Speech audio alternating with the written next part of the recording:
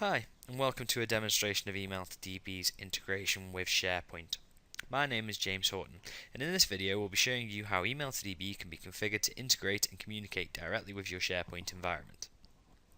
So to begin with, I'd like to introduce the Email to DB product to you. Email to DB is a message parser and automation server. This means that Email to DB can be used to process inbound messages or pull from particular data sources and use this to automate business processes. The types of data sources that Email to DB supports are email, and they can be configured via IMAP, POP3, or Exchange Web Services. Email to DB can also be configured as its own mail server, and therefore receive messages directly. We can also process messages via file pickup, so if we have a physical version of the message, we can process that directly. We can use CSV and Excel spreadsheets and process against those directly as well. We can use database pull and therefore go straight into the database via SQL and pull the information out that we need. We could use web pages and look up against particular web pages and process against content found in those web pages. We can use RSS and process against RSS feeds directly. And also Twitter. We can process messages directly from Twitter. So tweets within Twitter, we can pull those out and process business processes based on those, or just automated tasks that you need to perform based on all of those data sources. So what we see here is the Email to DB administrator, and this is where we connect Email to DB to our data source and also configure the triggers and processes that we need to automate based on the receiving of that message or that data and what to do with it. So firstly we have the accounts area, which we see at the moment. This is the first level of Email to DB, and inside here I can configure an account and link it to any of the data source types that I wish. To do that, I would simply click on the Add Account button up here in the top left corner. First thing that I'm prompted for is to enter in a name, so I'll call this Account SharePoint. I'll then place some details into here, and I'll just name this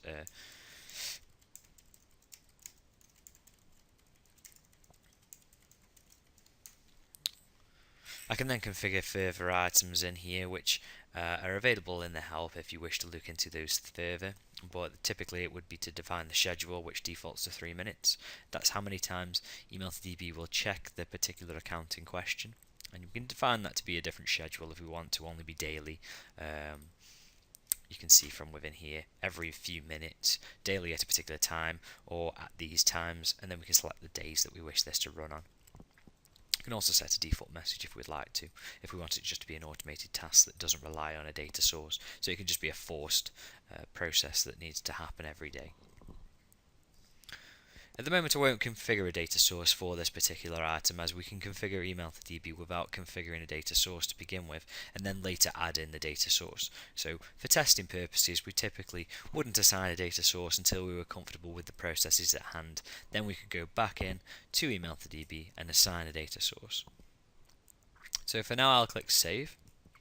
The first prompt that will come up based on me clicking Save is to create a trigger for this account. So I'll say yes. So what a trigger is as said previously, allows us to process messages or data based on conditions and then extract the fields that we need for that message based on its conditions, and then process actions based on its conditions as well. So perhaps the condition would be that a particular word or phrase is found within the body or the subject line or within the data that you've received, and therefore process several different mechanisms or actions that need to happen based on that data being received. For this example, what we will be doing is just pulling out some pretty standard email based items and use those in an update through to SharePoint, which is just going to be a create statement regardless of the data type to begin with. We can then look into further integration and introduce you to some of the other items that we have available too. Okay, so the name for this is going to be news article. The from address I'm going to leave as star, but I could place in, if needs be, only to be anyone from the Parker software domain. And I can do that using the star field here at the end on the alias. I could also use it to do it in a different manner, so it could be news at, star, and it would only process messages that came through from the news alias. Or we could just specify particular addresses for it to process against, and I can then place in with a semicolon there further addresses too. So we might have, I'm not sure, support at Parker-software also pop up in there as a message email address to process against. As said though, I'll revert this back to star for now, which is a wildcard, so I'll just process against anything. You can also set a receive since data if we'd like to. We can also set an importance sensitivity if we'd like to for the particular message at hand. The message contains a particular subject line or body value, and that could be any keywords or all keywords that we list below. And we can just place into here, say, news article,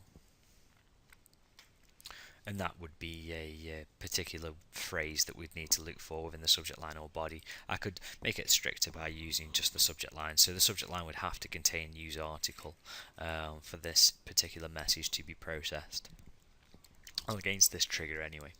We can then go into the condition builder as well and be a little bit more specific with the conditions that we'd have against this particular trigger, and we have a large number of items that we can process against from within here, and then we can build statements based on those. So we can use an is function and select from one of the conditions that are available and look to see if it's equal to a particular value, which could be a variable that's already built into the product, or a static value if you would like it to be.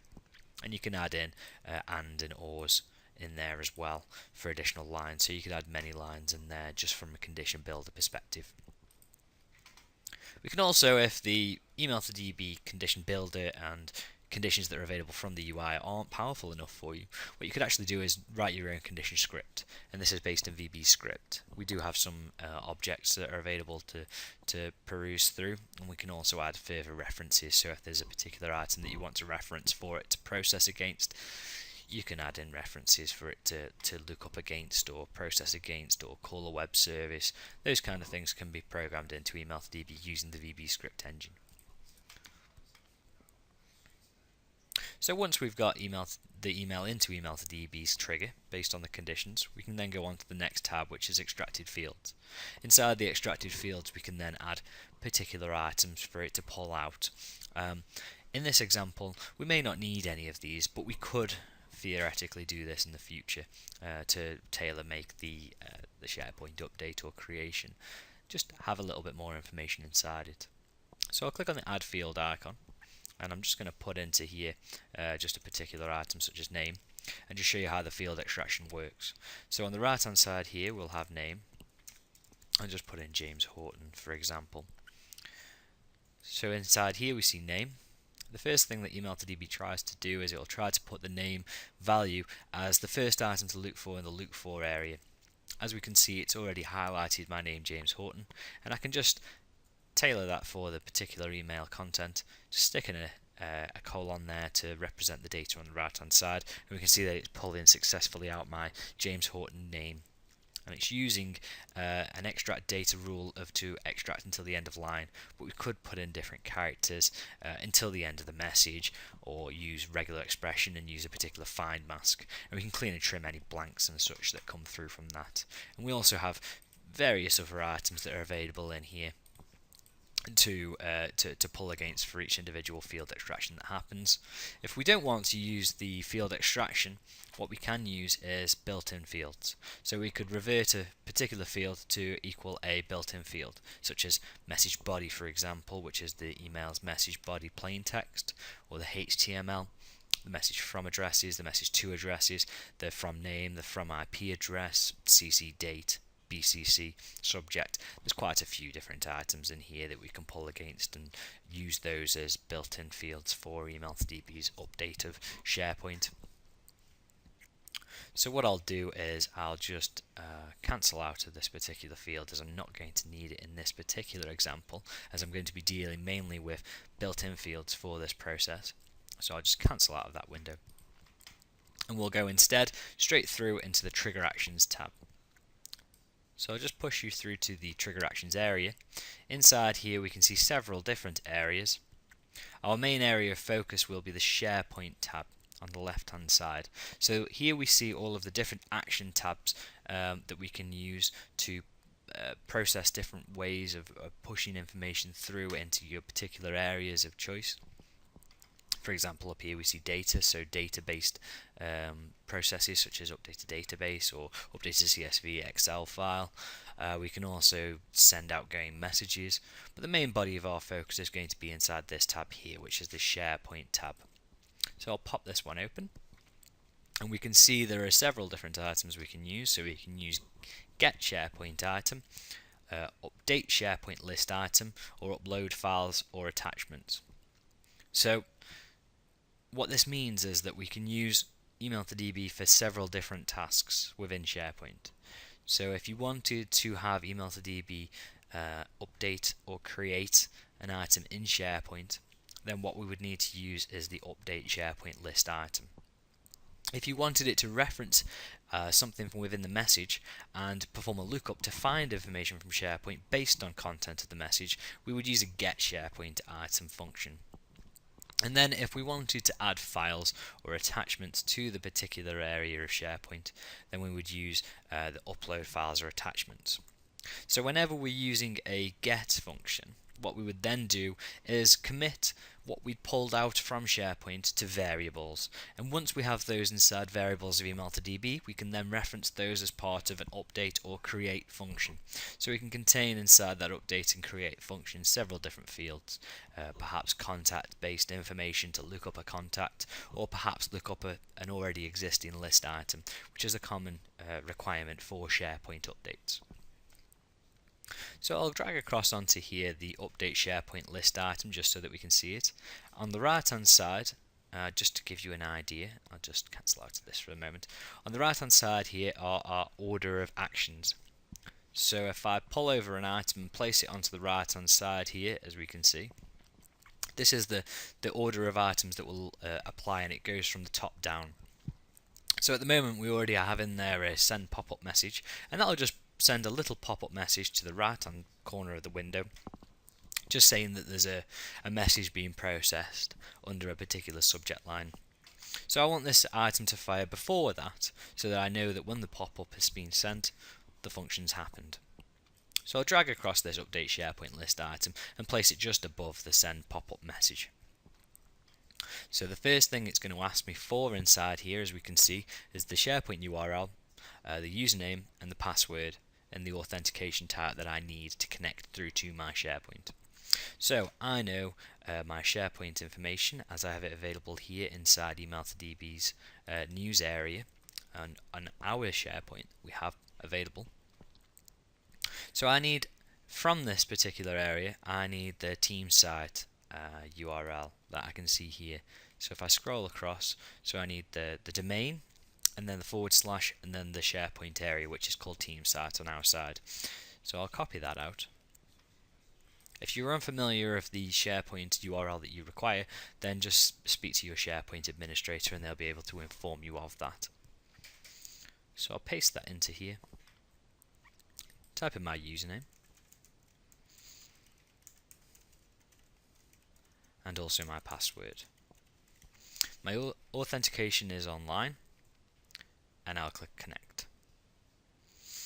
And then what will happen now is that SharePoint will communicate with Email to DB and pass through all of my list items, and also allow me to view all the list fields for that list item. So I'm going to be looking inside the Email to DB news area.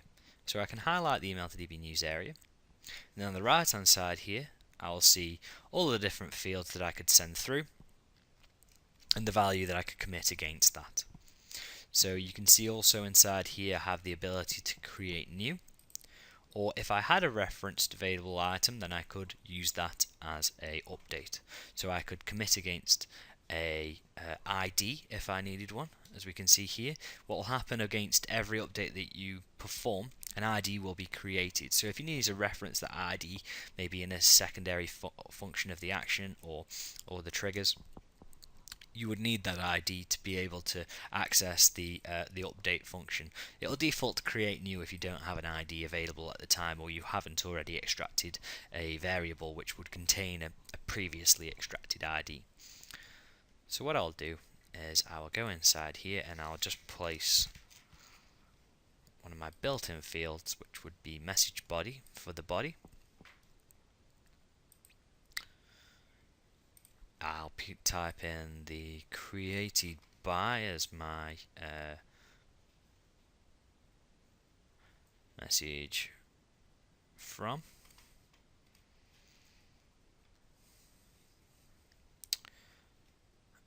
I will also select the title and I'll change that to be the message subject.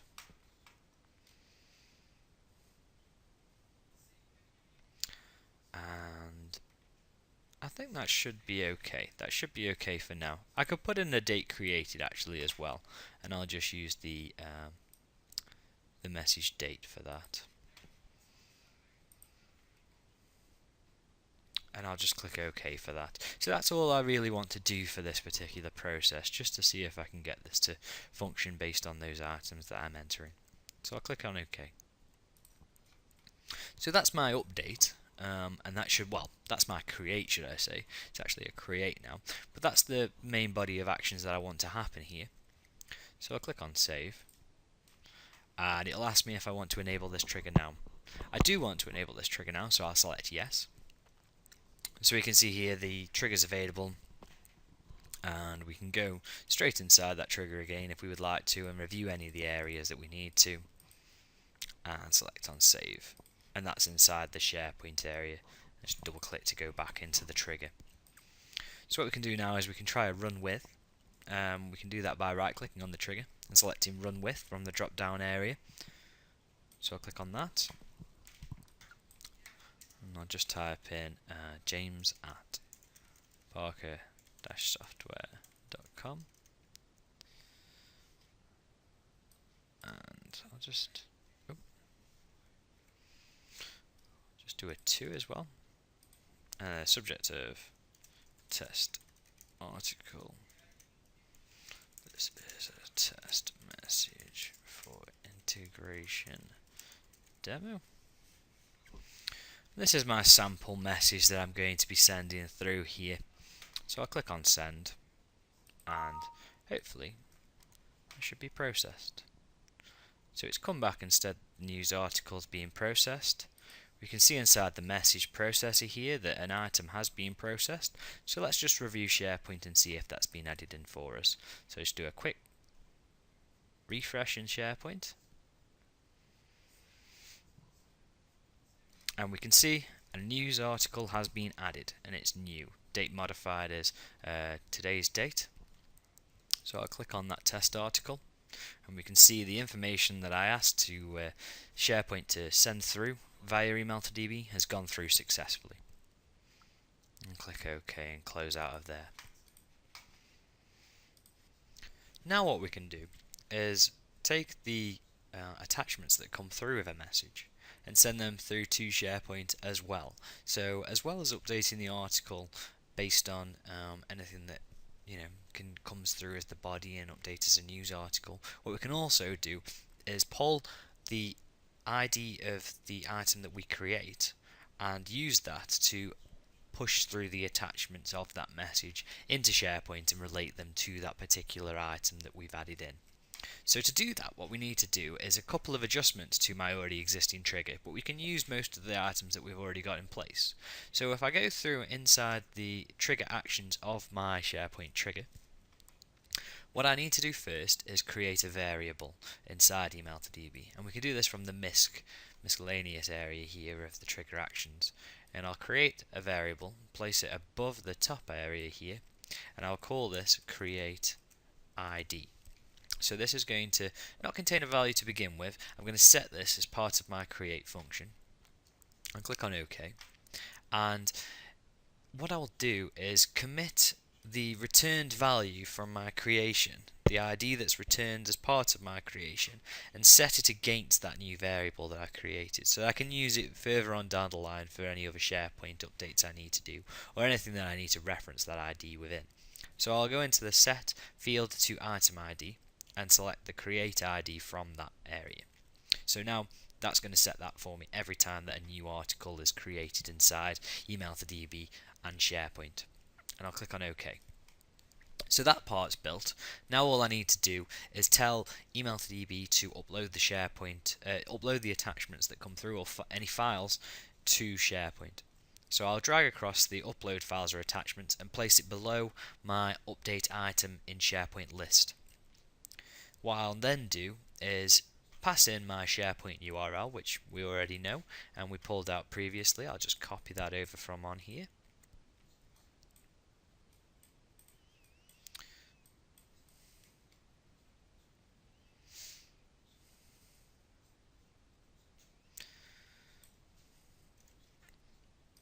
Paste that into there, and then I'll just type in my details into here.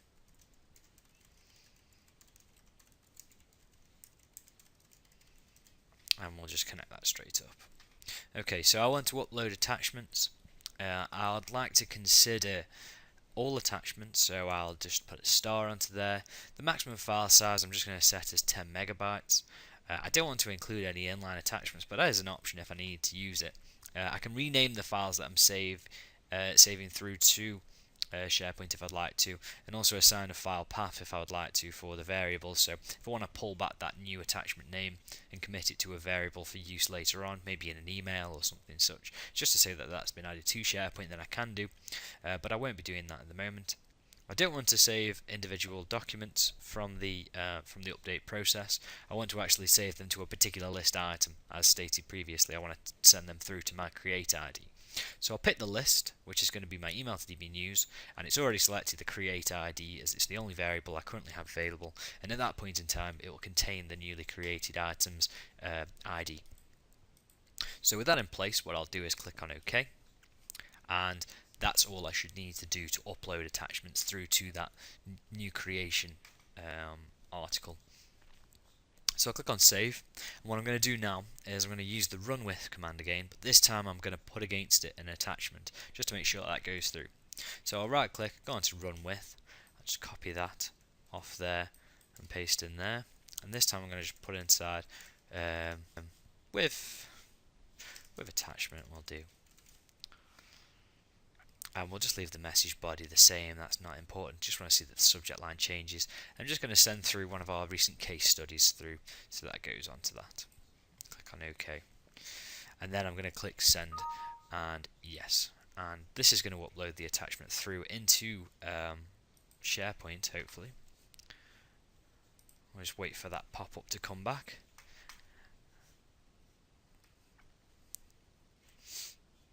It's just uploading the actual attachment through into SharePoint at the moment. And we can see the pop-ups just appeared. So I'll go into my SharePoint area, refresh, just do a retry there. And we can see that there's an attachment logo, so it's looking good. The attachment's title, the test title has come through correctly. So I'll click on that. And in there we can see the attachment and the item has been added in for us into SharePoint. So the attachments have gone through correctly for us. And click on close, and that's about it for the for that particular action. But as said, if we wanted to, we can use the get functions as well. I'll just drag those over so that you can see what you can do inside here. This is for some more advanced functionality within SharePoint. But again, you could use these prior to the create and update actions happening. Just copy that URL into here and paste into here. What this allows you to do is to get items straight out of your SharePoint list. So I'll click on news, for example, and we can use arguments inside here, queries based on things that we've extracted from the message. So we could look inside the ID perhaps, or we could use if we had the ID already available, or we could use created by, or perhaps even the title. If we were using maybe the subject line for the title, perhaps we could use title contains, and then we could use the message subject. And then what we could do is assign the create ID, the actual ID that's returned back from the document. So we could do a lookup, pull that information back, and then we'd know before we created or updated, if we had an ID that already existed, we could then update the ID. Otherwise, create. And we can do that using some simple logic engines inside Email2DB to just build that logic in. But that's how you would basically go around the configuration of the items inside SharePoint. So it's all quite easy to configure within Email2DB, and hopefully quite usable for you as well. So thank you very much for watching this video today, and we'll see you all soon.